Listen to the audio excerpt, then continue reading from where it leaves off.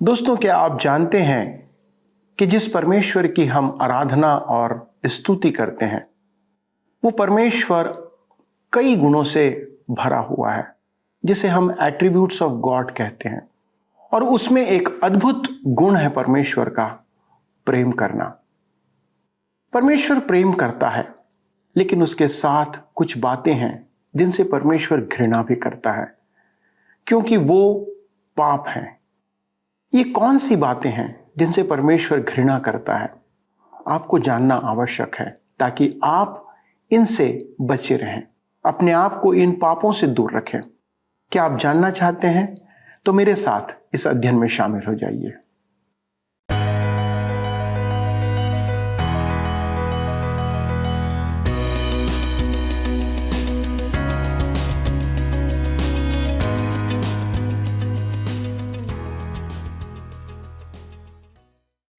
दोस्तों, आप सभी को TWR के सत्यवचन कार्यक्रम की ओर से सप्रेम नमस्कार। आशा है आप कुशल पूर्वक हैं और आज के अध्ययन में शामिल होने के लिए तैयार हैं। मैं आप सबका इस अद्भुत बाइबल अध्ययन में स्वागत करता हूं। दोस्तों, इन दिनों हम नीति वचन से अध्ययन कर रहे हैं और मनुष्यों के लिए परमेश्वर के वचन से नीति वचनों पर मनन करते जा रहे हैं। बाइबल कहती है कि परमेश्वर प्रेम है और यह सत्य भी है, पर इसके विपरीत बाइबल इस बात को भी कहती है कि परमेश्वर घृणा भी करता है। प्रेम का विरुद्धार्थी शब्द घृणा होता है। इसका अर्थ है कि जिन बातों से परमेश्वर प्रेम नहीं रखता, उनसे वह घृणा करता है। कुछ लोगों का यह मानना है कि परमेश्वर सिर्फ प्रेम ही करता है और घृणा नहीं कर सकता। दोस्तों, ऐसा नहीं है। कुछ बातें हैं जिनसे परमेश्वर घृणा करता है। हम आज 7 ऐसी बातें देखेंगे जिससे परमेश्वर घृणा करता है, और जिन बातों से परमेश्वर घृणा करता है उन्हें वह हमारे जीवन में देखना नहीं चाहता। तो चलिए उन बातों को जानते हैं और अपने अध्ययन में आगे बढ़ते हैं। प्रिय मित्रों, आइए आज हम अपने अध्ययन में आगे बढ़ें और हम अपने अध्ययन में देखेंगे परमेश्वर 7 बातों से घृणा करता है। परमेश्वर घृणा भी करता है। जी हाँ, कुछ लोगों को विश्वास नहीं होगा, क्योंकि वे परमेश्वर को केवल प्रेम करने वाला ही मानते हैं। उनका कहना है कि परमेश्वर प्रेम है और प्रेम घृणा नहीं करता। ठीक है, यह सच है कि परमेश्वर प्रेम है, परंतु प्रेम का विपरीत क्या है? घृणा। वे कहते हैं कि प्रेमी परमेश्वर घृणा नहीं कर सकता। यह सच नहीं है। परमेश्वर निस्संदेह प्रेमी है, परंतु वह बुराई से घृणा करता है। हमारे साथ भी ऐसा ही है। हम एक बालक से प्रेम करते हैं, परंतु उसे कष्ट देने वाले बुखार से घृणा करते हैं। आप अपने बच्चे से प्रेम करते हैं, परंतु एक पागल कुत्ते से प्रेम नहीं करते, क्योंकि वह आपके बच्चे को काट सकता है। जहां तक पाप के इस विषमता व्याप्त संसार का प्रश्न है, हम अच्छाई से प्रेम करते हैं और बुराई से घृणा। दूसरी ओर, यदि आप पाप से प्रेम रखेंगे तो आप धार्मिकता से घृणा करेंगे। परमेश्वर का वचन हमें कहता है कि हम अच्छाई से प्रेम रखें और बुराई से घृणा करें। सवोपदेशक 3 अध्याय उसके 8 पद में लिखा है, प्रेम करने का समय और बैर करने का भी समय है। परमेश्वर 7 बातों से घृणा करता है, जिसकी सूची यहां दी गई है। तो आइए पढ़ें नीति वचन 6 अध्याय उसके 16 से 19 पद। 6 वस्तुओं से यहोवा बैर रखता है, वरन 7 हैं जिनसे उसको घृणा है, अर्थात घमंड से चढ़ी हुई आंखें, झूठ बोलने वाली जीभ और निर्दोष का लहू बहाने वाले हाथ, अनर्थ कल्पना गढ़ने वाला मन, बुराई करने को वेग दौड़ने वाले पांव, झूठ बोलने वाला साक्षी और भाइयों के बीच में झगड़ा उत्पन्न करने वाला मनुष्य है। परमेश्वर स्पष्ट कहता है कि वह इन सब बातों से घृणा करता है और हमें भी उनसे घृणा करना है। यहाँ परमेश्वर पहली बार नहीं कह रहा है कि वह घृणा करता है, व्यवस्था विवरण की पुस्तक 16 अध्याय उसके 22 पद में लिखा है, वह प्रतिमाओं से घृणा करता है, अर्थात हमारे मन में उससे बढ़कर हर एक बात से। भजन संहिता 45 के 7 में वह दुष्टता से घृणा करता है। प्रकाशित वाक्य 2 उसके 6 में प्रभु आरंभिक कलीसिया से कहता है, तू निकोलियों के नाम से घृणा करता है। आपने देखा मेरे मित्रों, परमेश्वर प्रेमी तो है, परंतु वह घृणा भी करता है। जिस परिणाम में परमेश्वर प्रेम है, उसी परिणाम में परमेश्वर घृणा भी करता है। धर्मशास्त्र इसे अति स्पष्ट करता है। बाइबल में 7 का अंक सिद्धता की अपेक्षा परिपूर्णता को प्रकट करता है। परमेश्वर इन बातों से पूरी रीति से घृणा करता है। ये सब देह के काम हैं। ये दुर्गुण मानव जाति की पूर्ण भ्रष्ट अवस्था और पतन के सूचक हैं। परमेश्वर स्पष्ट कहता है कि वह इन बातों से घृणा करता है। जी हाँ, परमेश्वर मुक्त विचारों से सहमत नहीं कि वह एक बूढ़ा मनुष्य है जो रोता है और करता कुछ भी नहीं, कि वह मनुष्य के पापों को देखकर आंखें बंद कर लेता है और दुष्टता को सह लेता है। वह क्षमा इसलिए कर देता है कि उसमें दंड देने का साहस नहीं। परमेश्वर कहता है, मैं प्रेम करता हूं, परंतु वह यह भी कहता है, मैं घृणा करता हूं। मेरे मित्रों, हम अपराधी को दया दिखाना चाहते हैं। क्यों? क्योंकि हम में दंड देने का साहस नहीं है। यह हमारे समाज के भ्रष्ट होने और नाश होने का कारण है। परमेश्वर दोषी को दंड देता है। वह जनता की राय की चिंता नहीं करता है। वह अपराधी से डरकर नहीं भागता है। वह कायर नहीं है। वह कहता है कि वह दोषी को कभी नहीं छोड़ेगा। उनके नियम ना तो बदलते हैं और न ही तोड़े जा सकते हैं। अब हम परमेश्वर द्वारा घृणा किए जाने वाले दुर्गुणों को देखेंगे। पहला है घमंड से चढ़ी हुई आंखें, अर्थात अपने आप को बड़ा समझना और दूसरों को छोटा समझना। यह सोचना कि हम किसी से बड़े हैं या अच्छे हैं और उससे मुंह मोड़ लेना। परमेश्वर कहता है, मैं इससे घृणा करता हूं। यह पहला है। परमेश्वर इसे हत्या और नशा करने से अधिक बुरा मानता है। यह बड़ी विचित्र बात है कि आज कलीसिया में घमंडी को कुछ नहीं कहा जाता है। क्या आप जानते हैं कि स्वर्ग में पहला पाप, आदि में किया गया पाप घमंड का था। जब ज्योति के पुत्र इब्लिस ने, शैतान ने मन में कहा, यशाया 14 उसके 13 और 14 में लिखा है, मैं स्वर्ग पर चढ़ूंगा, मैं अपने सिंहासन को ईश्वर के तारागण से अधिक ऊंचा करूंगा और उत्तर दिशा की छोर पर सभा के पर्वत पर विराजूंगा। मैं मेघों से भी ऊंचे ऊंचे स्थानों के ऊपर चढ़ूंगा। मैं परम प्रधान के तुल्य हो जाऊंगा। उसी ने अदन की वाटिका में कहा था, उत्पत्ति 3 उसके 5 पद में, वरन परमेश्वर आप जानता है कि जिस दिन तुम उसका फल खाओगे उसी दिन तुम्हारी आंखें खुल जाएंगी और तुम भले बुरे का ज्ञान पाकर परमेश्वर के तुल्य हो जाओगे। यह एक अति रोचक बात है कि सब मानसिक समस्याओं और मस्तिष्क संबंधित शारीरिक रोगों के पीछे उस वृक्ष का तना है जिसमें से नियम विरुद्ध बातें उत्पन्न होती हैं। क्या आप जानते हैं कि ये सब क्यों है? यह परिपूर्णता व्यक्तित्व की कमी के कारण है। यह बड़ा आदमी बनने की लालसा है, पद प्रतिष्ठा की मनोकामना है, परमेश्वर से अलग स्वयं ही ईश्वर बनने की लालसा, स्वयं को अर्थात एक अकिंचन प्राणी के परमेश्वर के स्थान में रखना। यही कारण है कि कर्मों द्वारा उद्धार पाना मनुष्य को अधिक अच्छा लगता है। अकिंचन मानव कहता है, अपना उद्धार मैं स्वयं कमाऊंगा, मैं स्वयं कर लूंगा। परमेश्वर, मुझे तेरी आवश्यकता नहीं है।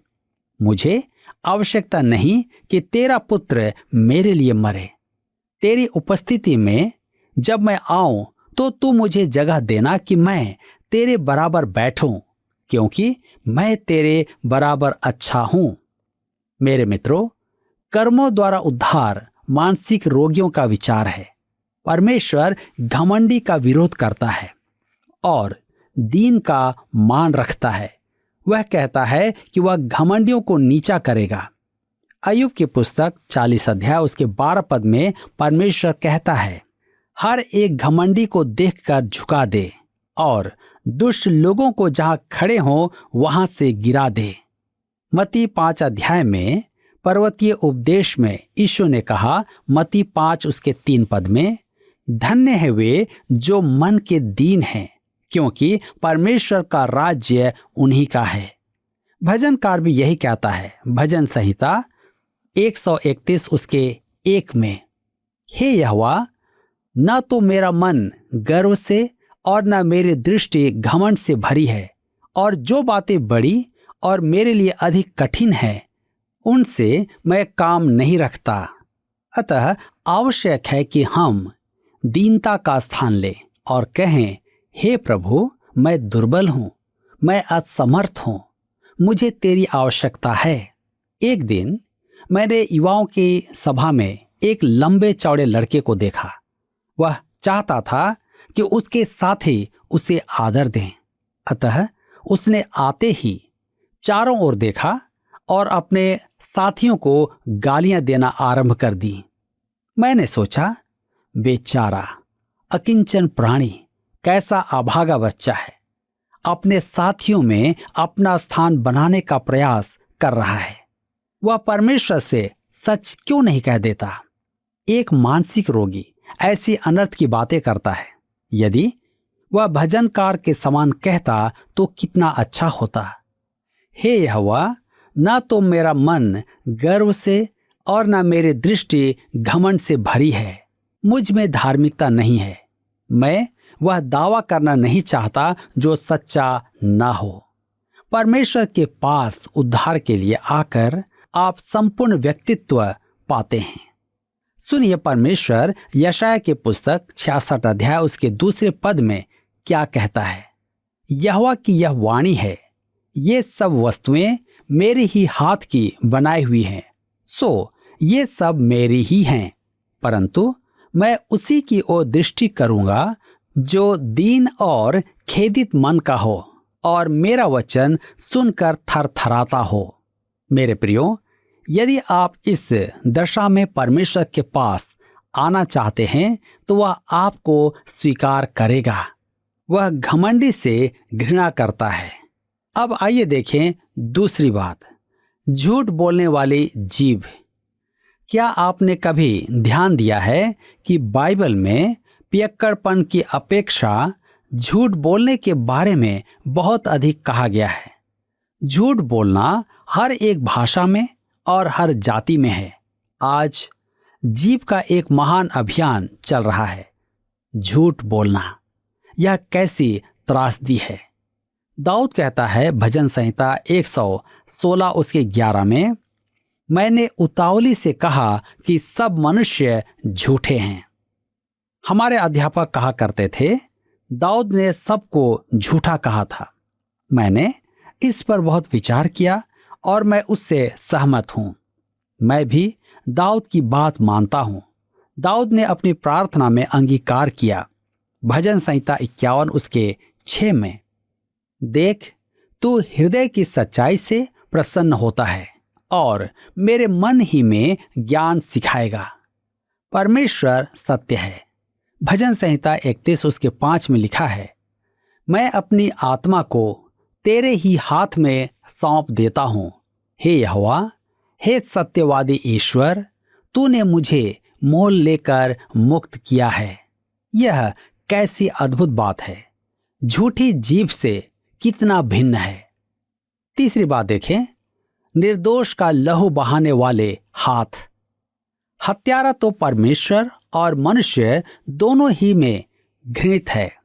परमेश्वर कहता है कि हमें दंड मिलना चाहिए, क्योंकि उसने परमेश्वर द्वारा पवित्र ठहराई वस्तु को नाश किया है। मनुष्य के जीवन का आज का प्रचलित विचार इसके विपरीत है।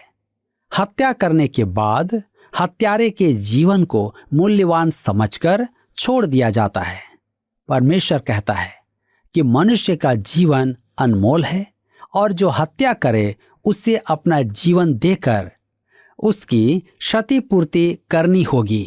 यह परमेश्वर के वचन की शिक्षा है। अब हम आते हैं चौथी बात में, अनर्थ कल्पना गढ़ने वाला मन, बुराई के विचार। मेरे विचार में सब मनुष्यों में बुरे विचार हैं। प्रभु यीशु ने कहा, मत्ती रचित सुसमाचार 15 अध्याय उसके 19 पद में लिखा है, बुरे विचार हत्या, परस्त्री गमन, व्यभिचार, चोरी, झूठी गवाही और निंदा मन ही से निकलती है। क्या आपने कभी परमेश्वर से अपने मन के विचार कहे हैं? हम सबको ऐसा करना चाहिए। हम सबको शोधन की आवश्यकता है। परमेश्वर बुराई का विश्लेषण कर रहा है। इसमें आंख, जीभ, हाथ, हृदय, पांव सब काम करते हैं। अब देखें पांचवी बात, बुराई करने को वेग दौड़ने वाले पांव। मन मार्ग तैयार करता है और पांव उस पर दौड़ते हैं। यही बात यशाया में भी कही गई है। यशाया नबी की पुस्तक 59 अध्याय उसके 7 पद में लिखा है, वे बुराई करने को दौड़ते हैं और निर्दोष की हत्या करने को तत्पर रहते हैं। उनकी युक्तियां व्यर्थ हैं, उजाड़ और विनाश ही उनके मार्गों में हैं। ये बातें परमेश्वर की घृणित वस्तुओं की सूची में हैं। अब आइए देखें छठवीं बात, झूठ बोलने वाला साक्षी। आज यह एक आम अभ्यास है। झूठी गवाही का तो आज फैशन है। अब देखें सातवीं बात, भाइयों के बीच में झगड़ा उत्पन्न करने वाला मनुष्य।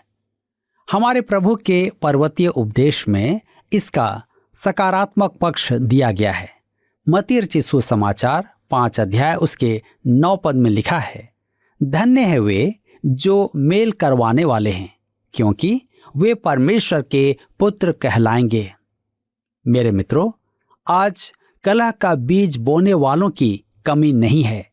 अति संभव है कि वे आपकी कलीसिया में भी हो सकते हैं।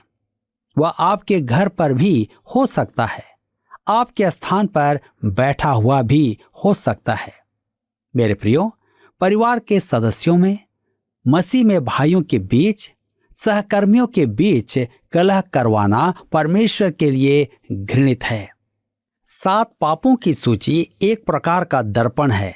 हम इसे देखकर अशांत हो जाते हैं क्योंकि वह हमारा प्रतिरूप है। क्या मैं आपसे कह सकता हूं कि आप परमेश्वर के वचन रूपी दर्पण में अपने आप को भली भांति देखें? अपने आप को ज्यों का त्यों देखकर हम परमेश्वर के समक्ष पश्चाताप करें।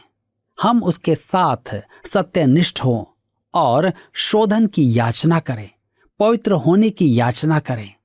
नीति वचन 6 उसके 20 से 22 पद में लिखा है, हे मेरे पुत्र, मेरी आज्ञा को मान और अपनी माता की शिक्षा को न तज। इनको अपने हृदय में सदा गांठ बांधे रख और अपने गले का हार बना ले। वह तेरे चलने में तेरी अगुवाई और सोते समय तेरी रक्षा और जागते समय तुझसे बातें करेगी। यह बालक स्कूल जाने लगता है, परंतु उसे कहा गया है कि वह अपने माता पिता की शिक्षा को न छोड़े, क्योंकि उसे घर में जो सिखाया गया है वह अत्यधिक महत्वपूर्ण है। उसे लगातार उन पर मनन करना है। मेरे प्रियो, आइए हम आगे देखेंगे यौनाचार के पाप के विरुद्ध चेतावनी। नीति वचन 6 के 23 में लिखा है, आज्ञा तो दीपक है और शिक्षा ज्योति और सिखाने वाले की डांट जीवन का मार्ग है। अब वह हमारे आज के पाप का उल्लेख करता है। पहली बात देखते हैं व्यभिचार का पाप। यहाँ फिर एक पराई स्त्री, वेश्या से सावधान रहने की शिक्षा दी गई है। यह युवाओं के लिए सबसे अधिक घातक है। यह आज का सबसे बड़ा पाप है। इसके कारण नष्ट हुए जीवनों को गिनना असंभव है। इसके कारण कितने विवाह टूट चुके हैं। सिनेमा, पुस्तकें, गाने आदि सब इसी विषय पर हैं। विवाहित जीवन में तीसरे के आ जाने से विवाह का नाश हो जाता है। नीति वचन में इस विषय पर बहुत अधिक चर्चा की गई है। आइए हम पढ़ें नीति वचन 6 उसके 24 और 25 पद। लिखा है, ताकि तुझको बुरी स्त्री से बचाए और पराय स्त्री की चिकनी चुपड़ी बातों से बचाए। उसकी सुंदरता देखकर अपने मन में उसकी अभिलाषा न कर, वह तुझे अपने कटाक्ष से फंसाने न पाए। ध्यान दे, उसकी सुंदरता अपने मन में उसकी अभिलाषा न कर। हमने अभी अभी देखा है नीति वचन 4 उसके 23 में, सबसे अधिक अपने मन की रक्षा कर, क्योंकि जीवन का मूल स्रोत वही है। यहां ध्यान दें कि उसकी चिकनी चुपड़ी बातें, उसकी सुंदरता, उसके कटाक्ष के विरुद्ध चेतावनी दी गई है। मत्ती रचित सुसमाचार 5 अध्याय उसके 27 और 28 पद में यीशु ने कहा, तुम सुन चुके हो कि कहा गया था, व्यभिचार न करना, परंतु मैं तुमसे यह कहता हूं कि जो कोई किसी स्त्री पर कुदृष्टि डाले, वह अपने मन में उससे व्यभिचार कर चुका है। पाप का आरंभ मन से ही होता है। मेरे प्रियो, आज मैं विशेष करके उन जवानों के लिए कहना चाहता हूं कि आप सावधान हो जाएं। व्यभिचार के पाप से सावधान हो जाएं। परमेश्वर चाहता है कि आप अपने आप को बचाएं, अपने आप को पवित्रता में रखें। हर एक जवानों के लिए मैं यही कहना चाहता हूं। आज समय है कि आप अपने जीवन को प्रभु के निकटता में ले आएं, इससे पहले कि आप कहें कि मुझसे गलती हो गई। आज के इस वचन के द्वारा प्रभु आप सबको आशीष दे और आपकी सहायता करे, ताकि आप अपने जीवन के लिए एक सही निर्णय ले सकें। मित्रों, हमने देखा कि जिन बातों से परमेश्वर घृणा करता है उनमें सबसे ऊपर है घमंड। संसार में पाप का आगमन ही घमंड से हुआ था। जब इब्लीस ने घमंड कर परमेश्वर के तुल्य होना चाहा, दोस्तों मनुष्य है ही क्या कि वह घमंड कर सके। हमारे पास घमंड करने के लिए कुछ भी नहीं है। हमारे जीवन में पाप के अलावा कुछ भी नहीं है। और जब हम पापी हैं तो परमेश्वर की नजरों में हमारा कोई स्थान नहीं है। पापी मनुष्य परमेश्वर के सामने ठहर ही नहीं सकता। घमंड केवल वह ही कर सकता है जिसके पास कुछ उत्तम हो। हमारे पास कुछ भी उत्तम नहीं है, तो हम कैसे घमंड कर सकते हैं? और हमारे पास जो कुछ भी है वह केवल परमेश्वर के द्वारा, उसकी दया के द्वारा से हमें दिया गया है। झूठ, हत्या, अनर्थ की कल्पना, बुराई करने को तत्पर होना, लोगों के बीच मनमुटाव उत्पन्न करना, ये सारी बातें हैं जो हमारे चाल चलन में नहीं होनी चाहिए। पर आज इनमें से सारी बातें हमारे जीवन में आम बात हो चली है। एक मनुष्य को इनसे दूर रहने की आवश्यकता है। यदि हमें परमेश्वर के प्रेम को प्राप्त करना है तो हमें इन सभी बातों से दूर रहना होगा। क्या आप इसके लिए तैयार हैं?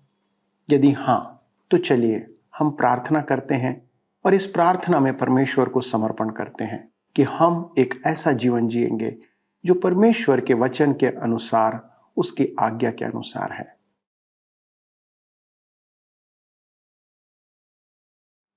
हमारे जीवित, सामर्थ्य, अनुग्रहकारी, दयालु स्वर्गीय पिता, प्रभु धन्यवाद देते हैं कि आप एक प्रेमी परमेश्वर हैं।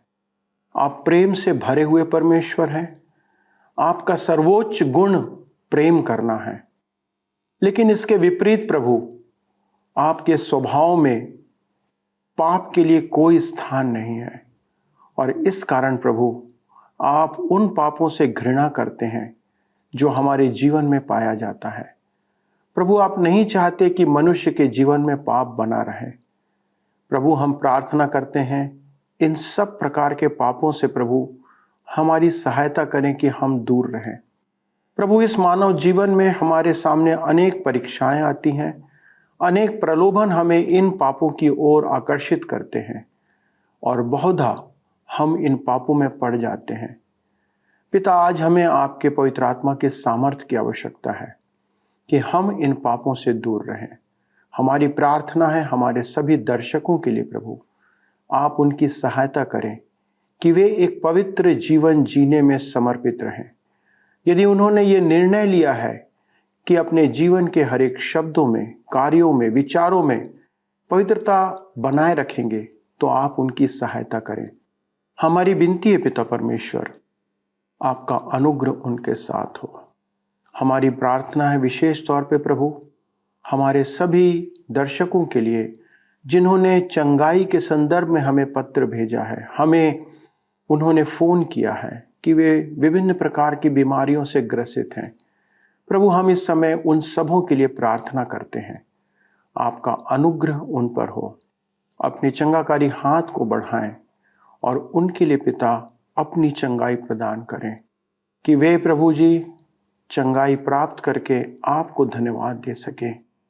प्रभु, अनेक परिस्थितियों में ये लोग हैं, किसी के पास इलाज नहीं है, किसी के पास इलाज के लिए पैसे नहीं हैं, किसी के पास प्रभु उनकी देखभाल करने वाले लोग नहीं हैं। प्रभु, सभी के लिए हमारी प्रार्थना है कि आप अपनी सहायता उन्हें प्रोवाइड करें। धन्यवाद देते हैं पिता प्रार्थना को सुनने के लिए और विनती को हमारे उद्धारकर्ता यीशु के नाम से मांगते हैं, आमीन।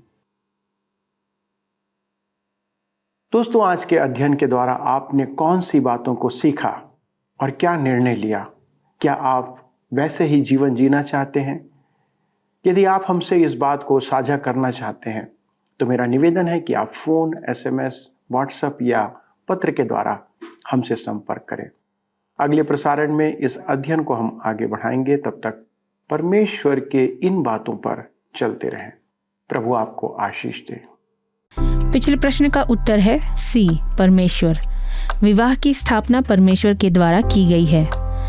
आज के अध्ययन पर आधारित प्रश्न है, बाइबल में 7 का अंक खाली स्थान को प्रकट करता है। ए, परिपूर्णता, बी, सिद्धता, सी, भाग्य, डी, परमेश्वर। मित्रों, इस प्रश्न का उत्तर हमें कल सुबह 6 बजे से पहले विकल्प A, B, C या D के साथ अपना नाम, पता, स्थान के साथ 9651433397 पर SMS या WhatsApp करें। सभी विजेताओं को विशेष पुरस्कार प्रदान किए जाएंगे। धन्यवाद। क्या आपको यह कार्यक्रम पसंद आया? अभी हमें एक मिस कॉल करें और आप अगले विजेता हो सकते हैं।